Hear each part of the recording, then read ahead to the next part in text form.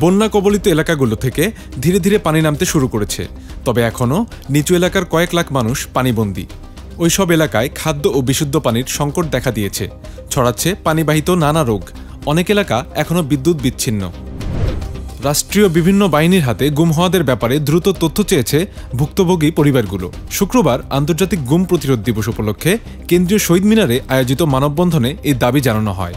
মানববন্ধনের আয়োজন করে মায়ের ডাক। গত ১৫ বছরে গুম হওয়া ব্যক্তিদের ফিরে পাওয়া এবং গুমের সঙ্গে জড়িত সবার শাস্তির দাবি করেছেন স্বজনরা। দেশের বিদ্যমান অর্থনৈতিক অবস্থার শ্বেতপত্র প্রণয়নের লক্ষ্যে বিশিষ্ট অর্থনীতিবিদ ডক্টর দেবপ্রিয় ভট্টাচার্যকে প্রধান করে একটি কমিটি করেছে অন্তর্বর্তী সরকার। বৃহস্পতিবার এ বিষয়ে প্রজ্ঞাপন জারি করেছে প্রধান উপদেষ্টার কার্যালয়। শ্বেতপত্রে দেশের বিদ্যমান অর্থনীতির সামগ্রিক চিত্র থাকার পাশাপাশি অর্থনীতির বিষয়ে সরকারের কৌশলগত পদক্ষেপ গ্রহণ, এসডিজি বাস্তবায়ন এবং এলডিসি থেকে উত্তরণে করণীয় বিষয়ে প্রতিফলন থাকবে। কমিটিকে আগামী ৯০ দিনের মধ্যে প্রধান উপদেষ্টার কাছে প্রতিবেদন দিতে হবে। প্রবাসীদের পাঠানো রেমিটেন্সে ঊর্ধ্বমুখী প্রবণতার মধ্যে আগস্টের ২৮ দিনে $২০০ কোটি বেশি পেয়েছে বাংলাদেশ। রেমিটেন্স নিয়ে বাংলাদেশ ব্যাংকের সর্বশেষ প্রতিবেদন অনুযায়ী গত ২৮ আগস্ট পর্যন্ত প্রবাসী বাংলাদেশিরা আনুষ্ঠানিক চ্যানেলে $২০৭ কোটি দেশে পাঠিয়েছেন। ২০২৩ সালের আগস্টের একই সময়ে রেমিটেন্স প্রবাহ ছিল $১৪৩ কোটি। বৈদেশিক মুদ্রার সংকট কাটিয়ে উঠতে ও রিজার্ভ বাড়াতে রেমিটেন্স বাড়াতে নানা পদক্ষেপ নিয়েছে বাংলাদেশ ব্যাংক।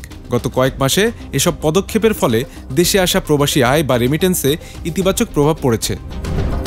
প্রধান বিচারপতির বাসভবন, বিচারপতি ভবন, জাজেস কমপ্লেক্স, সুপ্রিম কোর্টের প্রধান গেট ও মৎস্য ভবন সংলগ্ন সড়কে সব ধরনের সভা সমাবেশ নিষিদ্ধ করেছে ঢাকা মহানগর পুলিশ ডিএমপি।